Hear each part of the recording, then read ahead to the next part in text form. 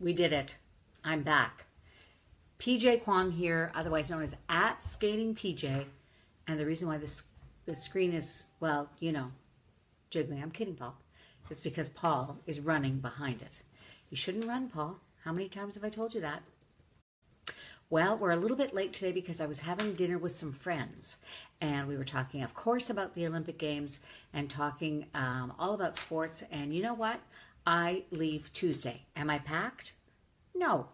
Am I getting there? Sort of. Is my laundry done? Garth has been helping me, so who knows really. But anyway, we are here tonight and we're going to talk all about skating. Of course, 4 continents are going on. European Championships took place last week.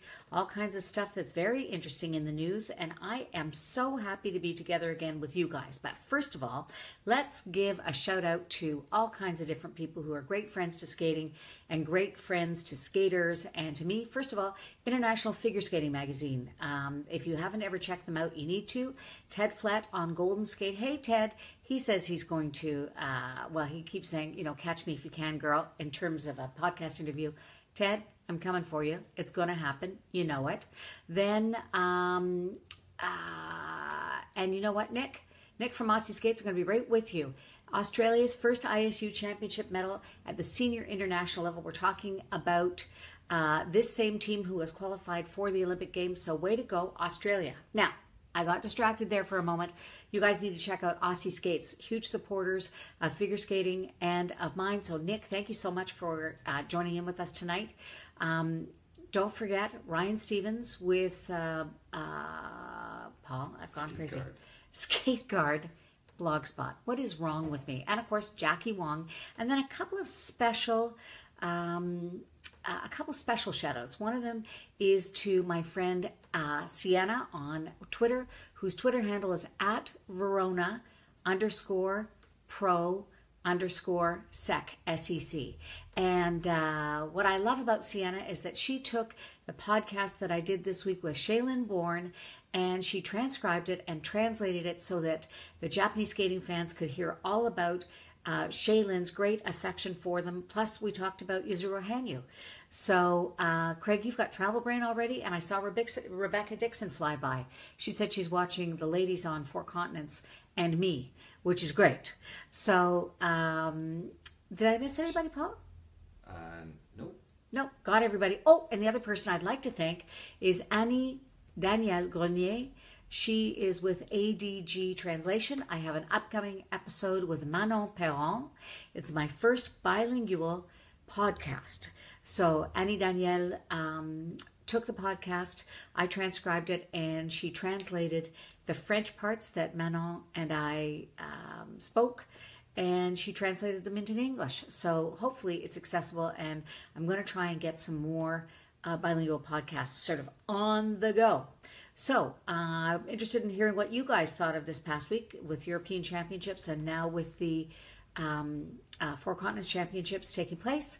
Paul and I had a meeting earlier this week, and it happened to take place at the Cricket Club, which was a whole lot of fun because I saw Stephen Gogolev, and you know how I feel about Stephen. He is the face of the future, and he was just walking through. We had a little chat.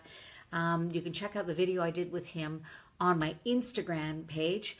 And then, and Joe, good to see you, my friend. It was a year ago that we had breakfast in Halifax. Fun, you, me, and Ryan.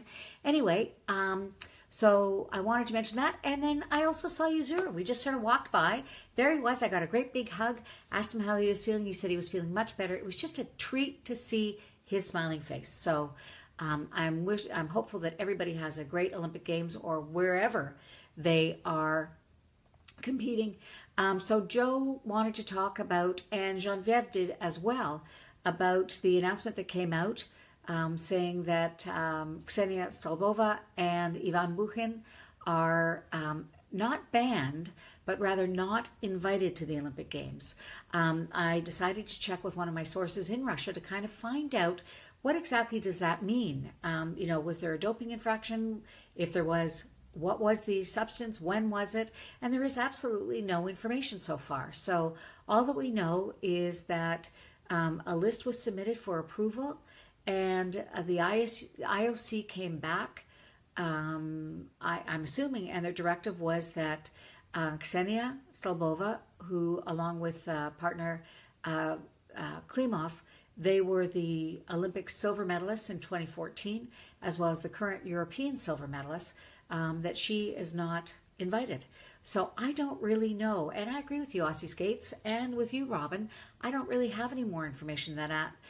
So I'm looking to see if there's more that comes to the story. Understandably, the Russian Figure Skating Federation is very upset.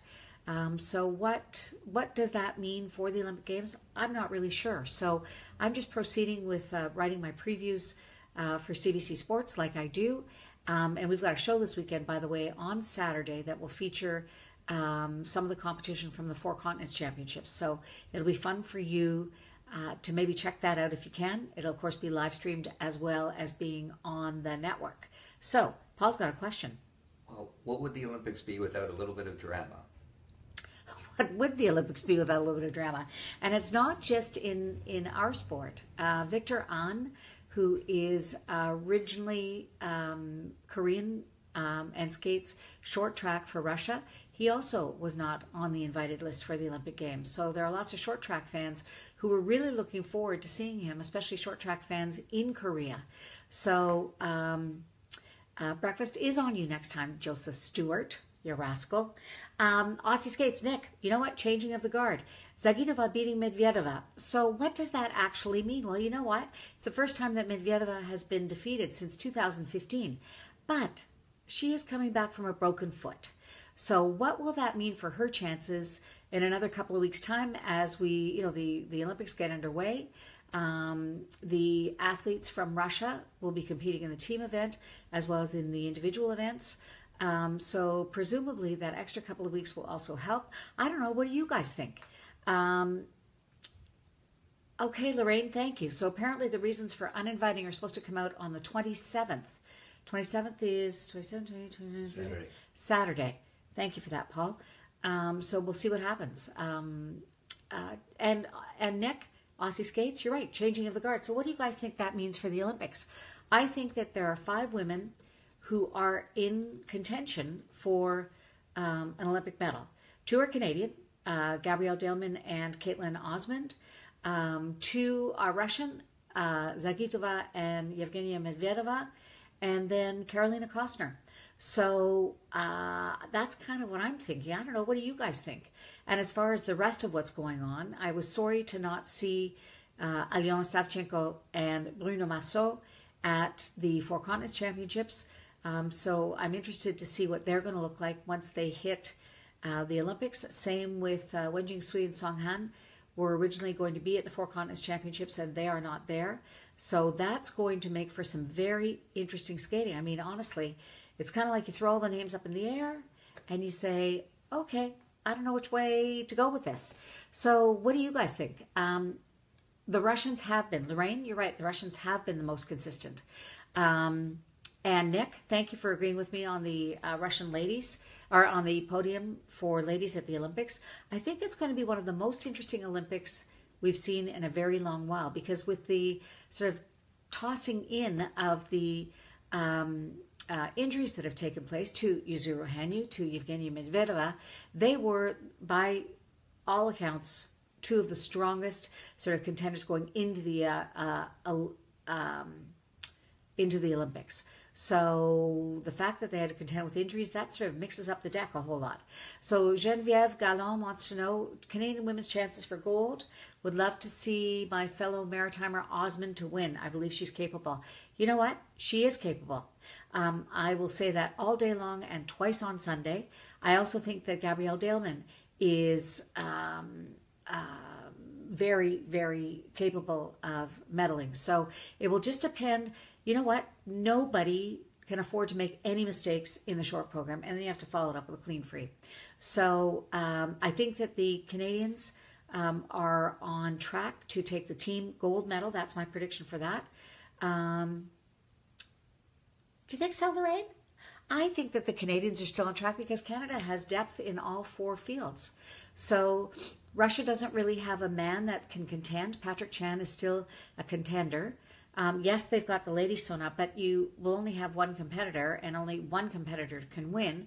And then in ice dance, the North Americans consistently beat Yekaterina Bobrova and Dmitry Solovyev.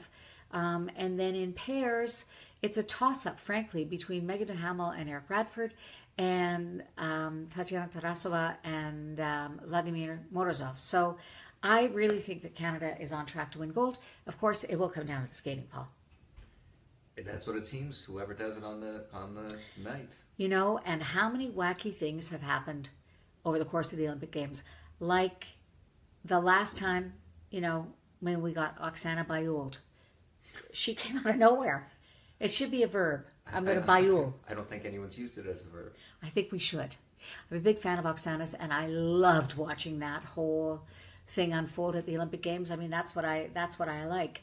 And Nick, you and I are on the same page with team as usual. High five to me and you. That was my high five for you. Okay, hold on. I have to take a sip from my content store mug that Paul so carefully had made for us. They're kind of nice, eh? Okay, wait. There's the logo, but it's on my bad hand.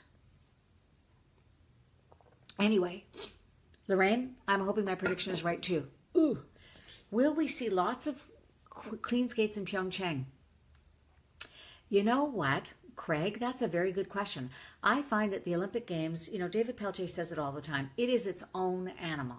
Kurt Browning will be the first one to sort of say, yeah, it's just a whole bunch of wackiness kind of all rolled up into one giant Olympic ball of goo.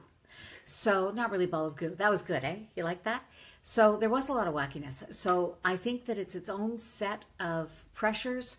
I think that the eyes of the world are on everybody. I think that, you know, it's such a closely held strategy, and people are worried if they have a bad, you know, run through, does that mean that everything's over? And really, we can't predict what's going to happen on the day. I remember watching the men's event 2006. Jeffrey Buttle took away ultimately the Olympic bronze medal. We had to wait till the very end of the event. I can't really remember who was skating because Jeffrey was sitting there on the bubble, and whoever was supposed to end up in third struggled, and there he was. So it's just kind of about keeping your wits about you, I think, as much as anything. So what is your favorite discipline going to be at the Olympic Games? That's what I'm curious about. I can't wait. Actually, all of them, just as well, since I'm going to be sitting where I'm sitting, that it's going to be great to be able to watch.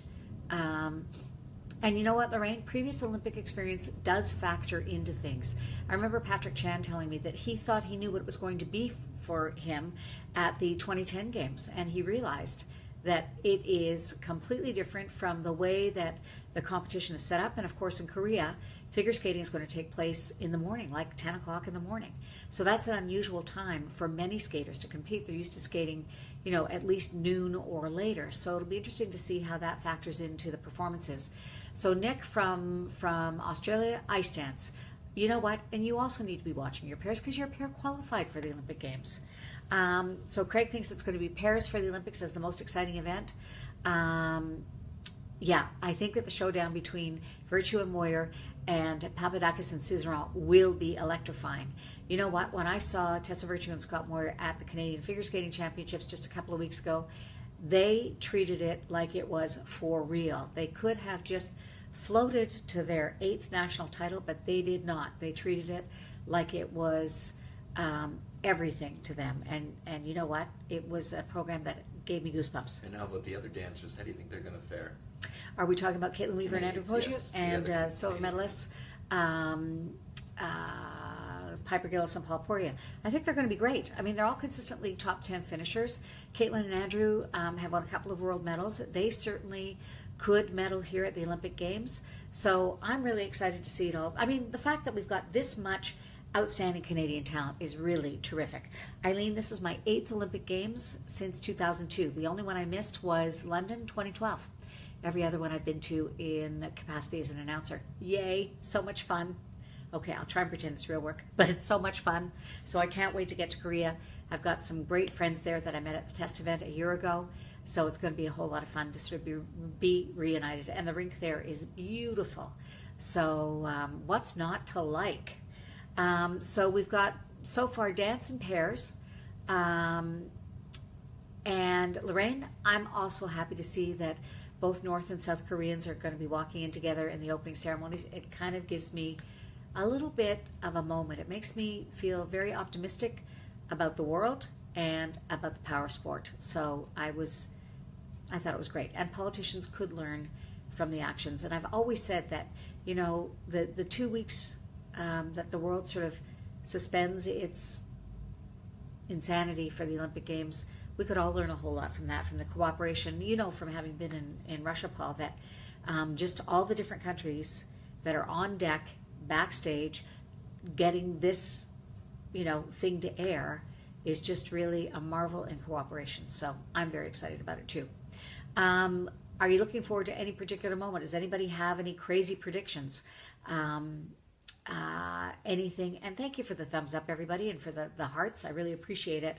And I appreciate your support over all of these Facebook Lives that we've done since the beginning of the skating season. We're going to continue with them after the Olympics. And we're going to continue with the skating coverage. It's just worked out that you guys have been huge supporters of what we've been doing, and we want to bring you all kinds of cool and interesting content. So as I mentioned, Manon Perron is coming up on the podcast, as is Sarah Kawahara. Now, you people may not know Sarah Kawahara, but I do. Top secret. Paul's asking me about something I'm doing in Korea, which I will share with you at some point, but I can't. Alajit Baldes, I was floored by his performance. It's not all about the quads. It's about the fact that that young man skates from his heart. He is absolutely soulful. We did a podcast with him. I think the link is on our website somewhere, Paul, is it? I posted it on Facebook, maybe. Paul's going to find it for you, because if you want to hear about Elijah's story, I could talk to him all day long. He is just a very charismatic but very sensitive and caring human being, and artistically, he's just terrific. He's a big favorite of all of ours. So it was nice to see him really skate lights out. If you check for his performance on YouTube, and also I reposted the performance that I saw, and I think the link, that's on my Facebook page. This one, the PJ Kwong, this page you're on, look down earlier in the week. Who will land the most quads in the men's event? Well, you know what, Nick? I'm going to say Nathan Chen. There, I've said it. He is unbelievable. Will Pinko, Carolina's Olympic journey. Would I love to see that woman on the podium again? You know what? Her skating brings me joy. I mean, it brings her joy too. The fact that she and Lori Nickel have worked in collaboration, choreographer Lori Nickel, for 13 years. Lori has been able to find the absolute best in Carolina Costner. So Carolina does struggle with inconsistencies from time to time. She is twice the age, at 30 years old, of 15-year-old Alina Zagitova. And the fact that she can still compete in the way that she does is wonderful. I have a lot of time for Carolina Costner. And I'll try and find a link to a video that she did quite some time ago on my YouTube channel. And you should take a look, because she is gracious. She's lovely, and she just represents the very best in figure skating for today's woman. She's athletic, charismatic, beautiful. You know what, Lorraine? I was glad to see Elaine do a solid short and smile again at Four Continents. It had to have been really tough to not make the Olympic team. But you know what? How many times have we said you can't win the event from the short, but you sure can lose it? So, you know what, Joseph? So that's kind of what I think about Elaine. Joseph was talking about the Japanese skaters going to the Four Continents Championships. For some of them, that is a terrific strategy, because for those skaters, it just means that they have another competition opportunity under their belt, and they can gain whatever experience they need to from that. If they've made tweaks to their programs, then that's what's handy for them.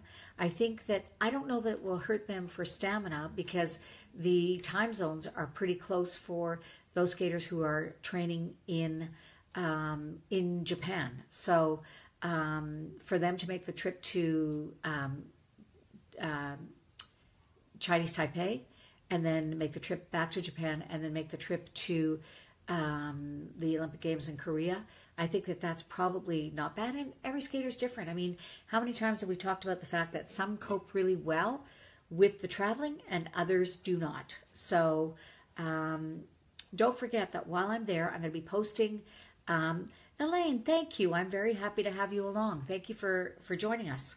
I'm going to be posting pictures on Facebook, and you're right, Craig. I think that it is a good strategy for those Japanese skaters to be going to 4 continents. For some of them, it's not going to work for everybody, but for some of them, it's a good idea. So I want to say that I think we're pretty much close to the end of this. So any last comments from anybody? If not, I'm going to be tweeting and doing all kinds of stuff from Korea. Podcasts, blogs. Yeah, exactly. Everything still continues on. So there's still podcasts. I've stockpiled them. There are podcasts coming up over the course of the Olympic Games on a Tuesday. And although we won't be doing Facebook Live for a couple of weeks on Wednesdays, I hope you'll still be in touch. I'm at Skating PJ on Twitter. Look for me on Instagram and check out my YouTube channel if you want more skating stuff. Okay, guys, we'll see you. Bye for now.